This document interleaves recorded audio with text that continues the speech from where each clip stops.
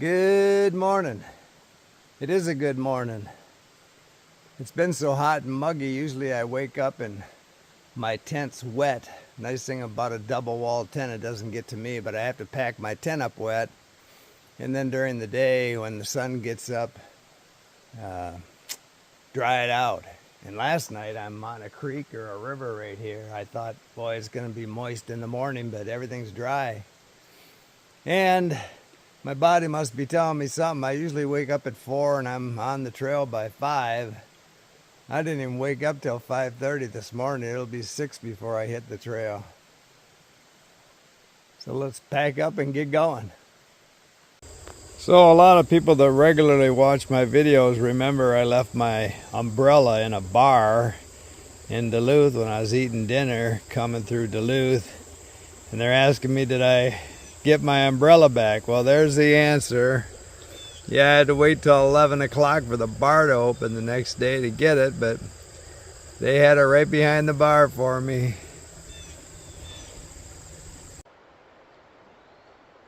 So this morning's starting out pretty slow. Got a late start. My stomach said I should eat right now. It's only 5 to 7. I got started at 6. So usually I'm on the trail by 5. I've had my stroopwafel. Usually 7, 8 o'clock I'll have breakfast, but maybe hiker hunger's starting to kick in. And you know, the trail rules here are you have to sleep in designated campgrounds, which I've been doing except for one night. I was just stuck way between two, I think because of private property issues, because there was the state park, which is where I did camp right at the boundary, and there was a lot of private land on both ends that said no camping, so I thought the lesser of two evils was to stay on government land. But your options out here are, not only should you stay in these designated campgrounds, you almost have to. It's so thick. It's steep.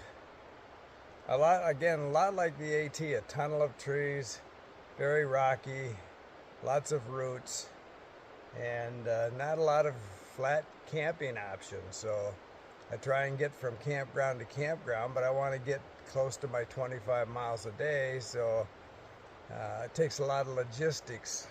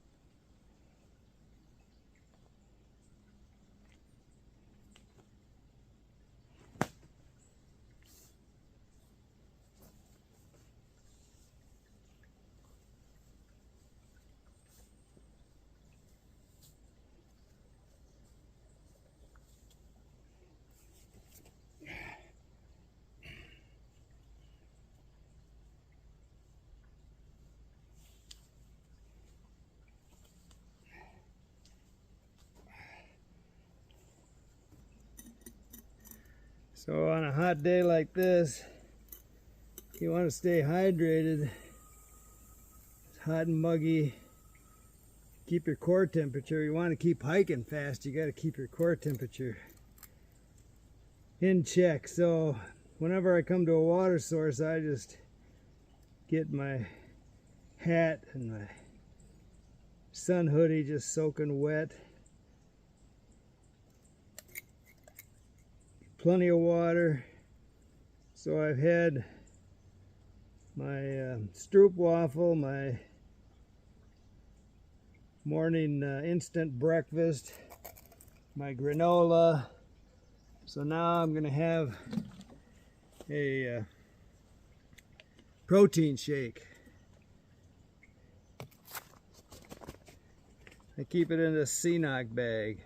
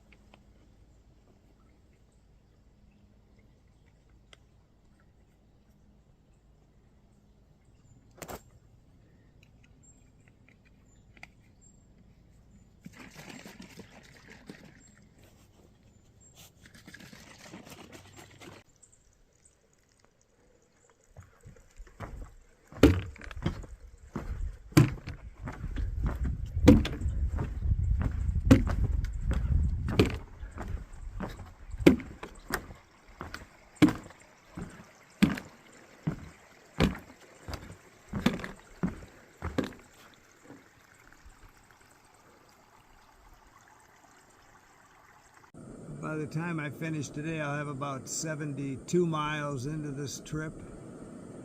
And so far, I think it's a great trail. I believe the best time to hike this trail would probably fall for several reasons. Number one, it'd be spectacular in the fall with all the color. Two, it'd be a lot cooler. It's been hot and muggy. Today,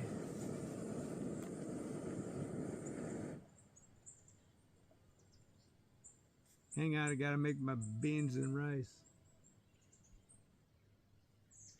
Today it started out really hot and buggy, and then a big fog bank came in, which was kind of a blessing because it was cool, kind of walking through a mist.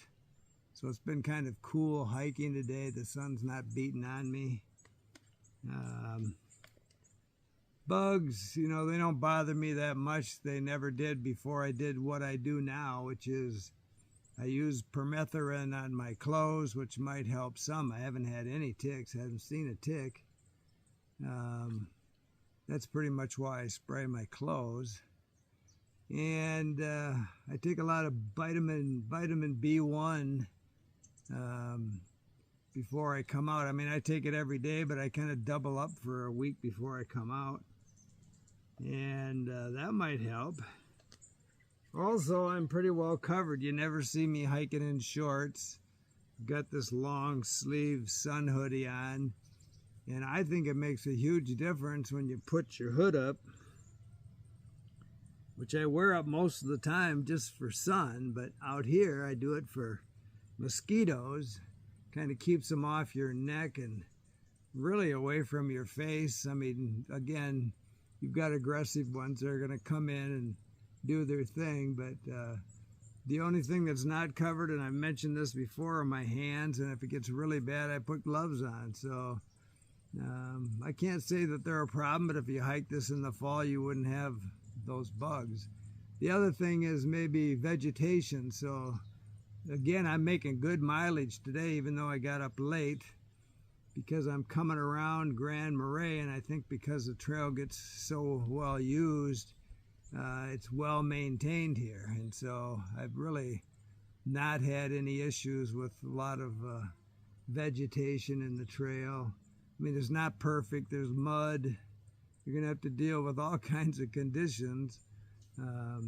It's a lot of wetlands, boggy areas you have to walk through, but today, the majority, I've got about 13 miles in today, and it's 2 o'clock. It's just been good trail, so I'm making good time. Anyway, I'll keep you posted on what I think of this trail, but like any other trail, you have to want to be out here. Again, this is kind of like the AT. This would be a perfect trip to practice for the AT, because if you came out here and you hated this trail, you're not going to want to do the AT. I mean, this doesn't have the pointless ups and downs that the AT has. scale-wise, but there's a lot of pointless ups and downs here. I shouldn't say pointless. It's point A to B, and but you do go down into a lot of ravines and come back up whenever you see a video of me showing a river or a waterfall, which there are plenty. I've had to climb down to it and out of it. So again, roots, rocks, I think the weather is what you'd end up doing on the AT. So try this 300 miles, and if you hate it, don't do 2,000. Keep smiling.